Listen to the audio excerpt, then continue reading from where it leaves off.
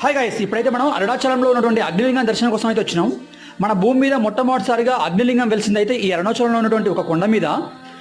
దీని గురించి ఎందుకు వెలిసింది, ఎలా వెలిసింది అనే ఒక ఇన్ఫర్మేషన్ అయితే మీకు ఫుల్ వీడియో అయితే చెప్తాను గైస్. ఇంకొకటి ఏంటంటే, ఇక్కడ అగ్నిలింగం అంటే మనకి అగ్ని రూపంలో అయితే లింగం అయితే ఏం దర్శనం ఇవ్వదు. నార్మల్గా లింగ రూపంలోనే దర్శనం అయితే ఉంటుంది. బట్ ఇక్కడ ఏంటంటే, నార్మల్గా మీరు ఏ గుళ్ళోకి వెళ్ళినా కూడా వెదర్ అనేది నార్మల్గా ఉంటుంది కదా. బట్ ఇక్కడ ఈ టెంపుల్లో మాత్రం చాలా వేడిగా ఉంటుంది. దీనిని జ్ఞానోదయ అగ్ని అంటారు. దీనికి సంబంధించిన ఒక స్టోరీ అనేది ఉంటుంది. ఇది కూడా మీకు ఫుల్ వీడియోలో అయితే చెప్తాను గాయస్. ఇక్కడ టెంపుల్లో శివలింగం దర్శనం అయిపోయిన తర్వాత గిరి ప్రదర్శన చేయండి గాయస్. ఎందుకంటే అసలు అగ్నిలింగం వెలిసిందే గిరి మీద కాబట్టి ఈ గిరి ప్రదర్శన చేసేటప్పుడు మొత్తం 14 కిలోమీటర్లు వస్తుంది మనకు. ఈ గిరి ప్రదర్శన చేసే టైంలో మనకు అష్టలింగ దర్శనం అయితే ఉంటుంది గాయస్.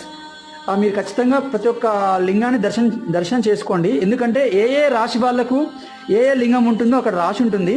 అది మీకు పూర్తి వీడియోలో చెప్తాను గాయస్. ఓం అరుణాచలేశ్వరాయ నమః.